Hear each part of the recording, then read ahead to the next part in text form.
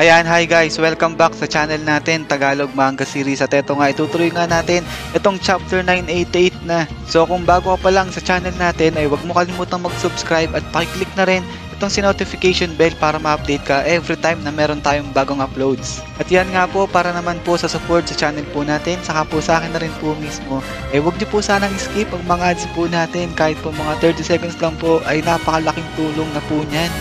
Maraming salamat. So, konting recap nga muna tayo dun sa natapos natin na nakaraan. Nakita natin na itong Scabbards nga ay sinugod na nga itong si Kaido sa medyo nagkagulo-gulo na nga sila dyan. At dagdag pa nga ron, yung mga minks na to ay sumama na nga dito sa eksena. So, pati sila susugod na dito kay Kaido. Ngayon, ang continuation niyan is eto na.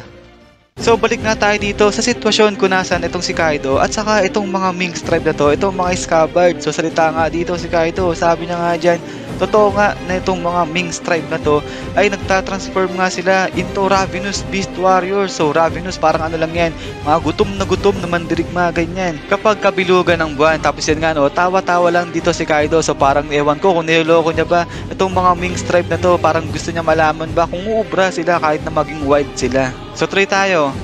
At din yan, so ito na nga no, naghahanda na itong mga Minks tribe dyan para labanan nga si Kaido. Pero bigla na lang yan, bam! Biglang may pamasok dito sa may napakalaking pinto na nga na to. Tapos yan, sigaw sila, Kaido sama! So dating ngayon, itong mga bataan dito ni Kaido. At din yan, bam! So labas na nga dito itong si Jack, tapos nagsama na nga siya ng iba pa niyang mga tauhan dyan. So salita na nga dito si Jack, sabi niya nga dyan, mahusay, magaling mga samurai at nagawa niyong gawin yan. Pero umabot lang kayo dyan dahil laging pabaya kami. At huwag niyong iisipin na makakanti niyo pa ulit kahit na minsan itong si Kaido sama, sabi niyang ganyan. So nanggulo na rin, pati itong grupo dito ni Jack, so try tayo. At din yan, so sigaw na nga no, itong si Neko dyan, sabi na nga dyan, o ikaw Jack, hihintay ka talaga namin, sabi niyang ganyan. So nanggigigil itong pusa na to, tapos sagot na nga dito itong si Dogstorm, sabi na nga dyan, itong si Jack, siya yung lalaking sumira sa bansa namin, sabi niyang ganyan. So dahil nga raw kasi diba may hinahanap itong si Jack na isang lalaki, kaya yun, buong bansa nga nito nila Dogstorm, sinira niya. Kaya yan o, sagot bigla dito itong si Raizo, sabi niya nga dyan, hoy Jack, ako yung lalaki na hinahanap mo, sabi niyang ganyan. At dagdag niya pa nga dyan na protektahan daw nila ito nila Dogstorm yung buhay nito ni Raizo para dito sa laban na to. Kung kaya naman magbabayad daw ng doble itong sila Jack, itong sila Kaido, sabi niyang ganyan. So ang lupit nito ni Raizo, nag-declare na talaga siya dyan. At din yan, so sigaw na nga rin etong si Jack dyan, sabi niya nga dyan, ikaw. So dito hindi ko alam kung nagulat ba siya o na-disappoint kasi si Raizo lang pala yung hinahanap niya. But din yun nga no, biglang sigaw na dito itong bataan dito ni Neko, sabi nga nila, Master saglit lang, pakiusap, wag na, dumiretso na kayo at labanan itong si Kaido. So sila na raw bahala dito kay Jack, ibig sabihin. Tapos yan, bam, grabe, nag-transform na bigla itong dalawa na to. So kung kanina parang mukhang hayop-hayop lang sila, ngayon parang naging halimaw na itong dalawa na to. At din yan, so pwesto na nga rin dito pati itong mga guardians dito ni Dogstorm, sabi nga nila, Luke sama, ikaw rin, dumiretso ka na, labanan nyo si Kaido, sabi nila ganyan. Tapos yan, sigaw-sigaw na, nag-transform na bigla rin itong mga tauhan dito ni Dogstorm. So paisa-isa na, nagtatransform na, nanggigigil na itong mga Minks tribe natin dyan. At din yan, bam! So grabe, sigawan na bigla, nagsigrowl na itong mga hayop na to. So ang tindi, talagang gera na dito. Kala Kaido, laban pa lang dito yan ha. Sa Minks tribe, wala pa yung mga pirata natin dyan. So susugod na yung mga yan. Then after nyan, is banat pa nga dito, salita na ngayon itong si Jack, sabi na nga dyan, huwag kayong matakot. Yung sulong form nila na yan, hindi nagtatagal, sabi ng ganyan. So ganun ba yun? Hindi talaga nagtatagal yung sulong form. Pero yun nga no, sagot ngayon itong bata ni Jack, sabi na nga dyan, sige, lumapit kayo dito, sumugod kayo. Meron din kaming iba't ibang uri ng hayop dito, sabi niyang ganyan. So kumpiyansa sila, feeling nila kaya nilang tapatan yung lakas ng mga Minks tribe na yan kapag nasa sulong form. Pero yun nga, bit ni Jack, ito nga isa sa mga numbers, itong number 7 na to. So ito yung abangan natin kung malakas nga ba talaga itong numbers na to. But then after nga yung pag-aangasan ng mga yan is ayan na nga, bam! So nagsisugod na, nagsimula na yung gera dito sa may itaas at nagsisigaw na itong mga to. Talaga naman nagsimula na talaga yung gera dyan, laban na laban parehas yung dalawang grupo na yan. At din yan, so balik naman muna dito kung nasan nga itong sila Big Mom. Tapos tingin-tingin nga no, itong si Big Mom doon sa may taas. Sabi niya nga dyan, aba, so nagsimula na silang maglaban-laban. So ang relax lang ni Big Mom, pero dito nga sa banda kala King at saka itong kala Queen, nagagalit nga itong si Queen. Sabi niya nga dyan, aba, itong si Jack, talagang pumunta siya doon, talagang umakyat siya doon. So nagagalit siya kasi parang iniwan sila bigla nito ni Jack, parang pabigla-bigla yung kilos ni Jack. Kaya salita dito si King ano, sabi niya nga dyan, aba, kita mo nga naman no, kala mo naman ikaw nag-iisip ka. Sabi niya ganyan, so tuloy tayo. At din yan, so habang nag-uusap yung dalawa is biglang dating naman dito itong si Shinobu. So sumasalisi siya, tapos yan nga pinipilit niyang kalagan itong si Momonosuke dyan. Pero yun nga no, biglang napansin niya ni King syempre. Tapos yan pak yung mukha dito ni Shinobu, sabay sabi niya nga dyan, ay naku ka talaga. Kasi nga nahulis dyan ni King. Then after nyan is ayan nga, pak, so kuha siya dito bigla ito ni King, tapos yan grab na grab ni King yung ulo niya, sabay sabi nga ni King dyan, roll move ka, so ihagis niya, itatapon niya itong si Shinobu dyan. Then after nyan is ayan na nga, blagag, so grabe hinagis niya sa malayo doon nga si Shinobu. Tapos yan, pak, grabe talbog itong si Shinobu dyan, talagang lamog yung mukha dito ng ninjang babae na to. Grabe, talagang pinatulan niya itong babae na to, wala siyang pakialam. Kaya yan o, sigaw dito si Momonosuke. Tapos pati itong si Luffy, nakita niya rin yung ginawa dito kay Shinobu. Kaya yan, alalang ngayon si Luffy. Sabi niya nga dyan, naku, mukhang masama yun ah, okay pa kaya siya?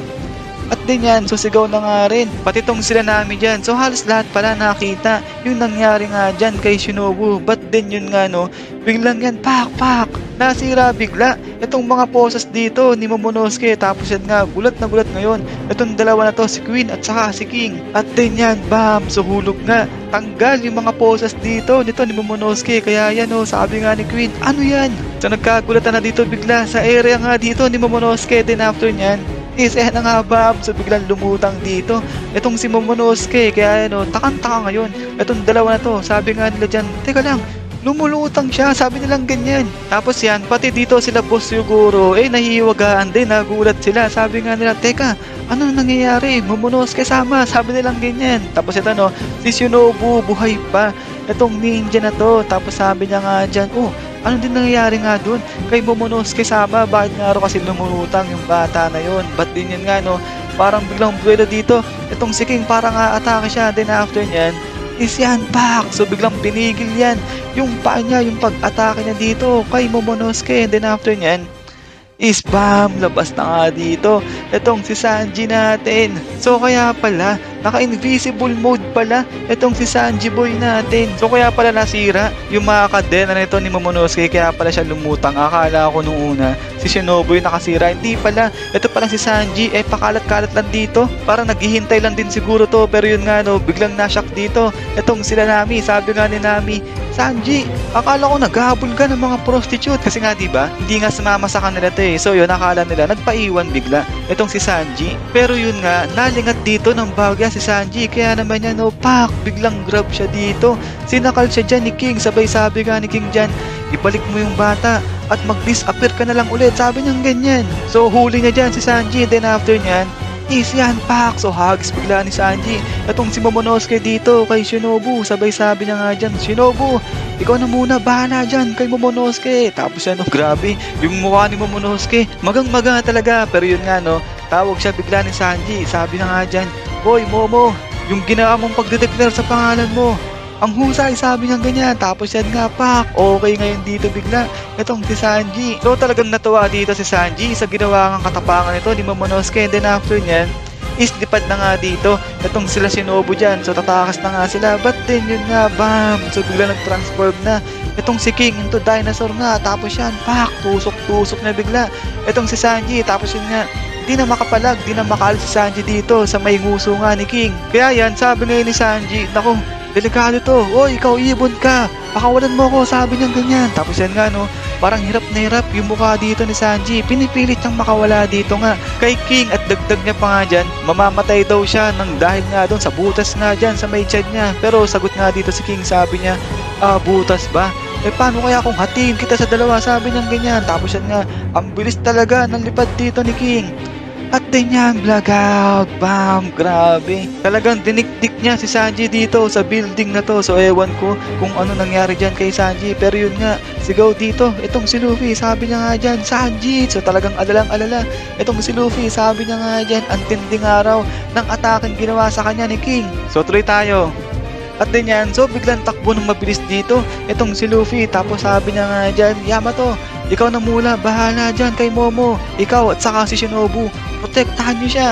So iniwan niya na itong si Yamato habang nakikipaglaban nga itong si Yamato dito nga kay Ulti. So sagot lang dito si Yamato, sabi niya nga dyan, okay sige, total anak ko naman siya, sabi niya ganyan. Kasi nga diba, self-proclaimed Oden to kaya yan, dagdag na ngayon, sige na, bilisan mo na, umalis ka na, sabi niya ganyan. So nagkagulo-gulo na sila dyan, then after nyan, is bam! So biglang dating naman dito, biglang labas itong si Big Mom. Tapos yan nga aatakihin niya itong si Luffy, talagang galit na galit siya. Sabi niya nga dyan, ikaw, kapag naubos ko kayong lahat na pumasok dito, itutuloy namin yung pagsasalo-salo namin, sabi niya ganyan. Tapos yan nga yung mukha dito ni Luffy parang di maintindihan kasi nga nagmamadali na siya Tapos bigla naman siyang hinarang nito ni Big Mom. Then after nyan, sigaw na nga itong mga bataan dito nila Kaido. Sabi nga nila, oo sige, tuloy mo na yan. So grabe makasigaw, kala mo talaga may mga bilang tong mga to, asa lang naman sila. But yun nga aatake na nga itong si Big Mom. Sabi nga nga dyan, yung kasalan, yung tea party, yung malaking pagsasalo-salo na yun, ikaw, sinira mo lahat yun, sabi niya ganyan. So galit na galit talaga siya dito kay Luffy. Then after nyan, isa na nga, blackout, Ikoku, sabi niya ganyan. Talaga naman, butas yung pader, pero yun nga, ilag dito si Luffy. So grabe, ang lakas talagang walang pagdadalawang isip papatayin niya talaga itong si Luffy dyan. Then after nyan, na nga, bam. So grabe, labas yung mata nito ng lalaki nito. At yan nga, nagulat itong mga samurai nito kasi nga, first time nila nakita itong si Big Mom, di nila kilala yan. Kaya yan, sabi nila, teka, ano ba yun? Ano yung babae na yun? Bakit nga raw parang ang lakas-lakas niya? Parang kamats niya daw itong si Kaido. Kaya sabi nga nila yan, ano yan? Dalawang Kaido, yung kalaban natin, sabi nilang ganyan. So na-shock talaga sila ngayon ng gusto kasi hindi lang si Kaido yung malakas na kalaban nila dyan. Dagdag nyo pa dyan si Big Mom. Then after dyan, eto na nga, so ilag nga dito itong si Luffy. Tapos yan nga, sabi niya nga dyan, na gusto niya ng araw sanang pumunta dun kay Kaido. Pero bigla naman siyang hinarang ito ni Big Mom. Tapos yan nga tawa-tawa itong si Big Mom. Sabi niya nga dyan, Straw Hat, tumakas ka na ba? Kasi ito si Luffy, tago-tago lang siya dyan dito nga sa may usok. Tapos yan, biglang sigaw dito si Big Mom. Sabi niya nga dyan, Zeus, halika. Pero yun nga silence, biglang ganyan. Kasi nga, biglang wala dito sa kamay niya itong si Zeus dyan. Then after nyan, spam! Dahil yan dito kay Nami. So kinuha ulit, dinukot niya ulit itong si Zeus dyan. Tapos nga si Zeus talagang pawis na pawis itong ulap na to. Talaga naman, walang kupas itong si Nami. Tapos salita-salita nga lang itong si Zeus. Sabi niya nga dyan, Nami, hindi talaga ubra to, patay na tayo ngayon, sabi niya ganyan. Kaya yan galit na galit bigla dito itong si Big Mom. Then after nyan, eto nga, sigaw-sigaw dito si Nami, napagalitan niya itong si Zeus. Sabi niya nga dyan, ikaw, sino bang pipiliin mo sa amin? Ako ba? Itong si Big Mom. So galit na itong babae ito. Tapos iyak-iyak nga lang dito si Zeus. Sabi niya nga dyan, pero hindi niya raw kayang suwayin, hindi niya pwedeng suwayin itong si Big Mom. Tapos yan, biglang grab ngayon ni Big Mom itong si Zeus. So wala na, nakuha na talaga ulit itong si Zeus dyan. Then after nyan, tuwa na nga dito, tawan-tawa ito si Big Mom. Sabay sabi niya nga dyan, ikaw Zeus, kapag sinuway mo ako ulit, kukunin ko na yung kaluluwa mo, sabi niya ganyan. Tapos yan iyak-iyak itong si Zeus dyan, nagsasorry siya dyan kay Nami. Kasi nga, aatakihin niya na itong si Nami. Kaya yan sigaw na sigaw dito itong si Nami, iyak na iyak siya. Sabi niya nga dyan, ayoko na sa'yo, tayong dalawa, tapos na tayo, sabi niya ganyan. Grabe, ang sakit niya, nasabihan na rin ako niyan, wala, naisingit ko lang. But yun nga, habang nagkakagulo na dito si Nami at saka itong si Big Mom, biglang dating na nga dito itong motor dito ni Frankie at saka yun si Brook. Then after nyan, is Blagag! So labas na nga dito, itong si Frankie at saka itong si Brooke, grabe. Hindi lang nila sinagasaan sa mukha, talagang kinaskas nila yung gulong dito sa mukha ni Big Mom. Kaya yan yung mukha ni Big Mom, di mo talaga maintindihan. Tapos yan, pati itong Jesus ay hati pa dyan sa gitna, so try tayo. At din yan, bam! So nagkagulatan na bigla dito. Itong mga bataan nga nila, Big Mom nila Kaido, sabi nga nila, talagang inatake nila si Big Mom. Tapos yan nga, pak! Hating-hati dito sa dalawa. Itong si Zeus. At din yan, Blagag! Bagsak dito. Itong si Big Mom, sabay sabi nga ni Frankie, "Ops, teka lang, nasagasaan ba ako?" "Eh, pabayaan mo na. Mukhang di naman bulaklak, minasagasaan ko," sabi niya ganyan. Tapos yun nga iyak na iyak itong si Nami kasi malapit na siya Muntika na rin siyang madali dyan ni Big Mom. Din after nyan, eto na nga yung nangyari dito nga kay Big Mom. Grabe yung mukha. Usok na usok Tapos nga, vroom. So ewan ko kung ganong katibay yung mukha nito ni Big Mom. Pero ang hapdi niyan talaga. Then after nyan, yan guys, so hanggang dito lang itong chapter na to. So ayun, sana nagustuhan nyo itong part na to at nakakatawa kasi unti-unti na nga nagsisilabasan itong mga pirate nga ng mga Straw Hat. Pero yun nga, wala pa nga rin si Zoro dito sa eksena. So hintayin lang natin, feeling ko malupit yung entrance na to ni Zoro But then yun nga guys, abang-abang lang ulit para nga sa next chapter na to ng One Piece. Sabi nga nila dyan, break na naman itong si One Piece. So medyo matagal ulit yung paghihintay natin. But then yun nga guys, maraming salamat sa paghihintay, sa panonood nga dito kay One Piece natin. So laging mag-ingat, God bless sa inyo lahat at kita-kits tayo ulit.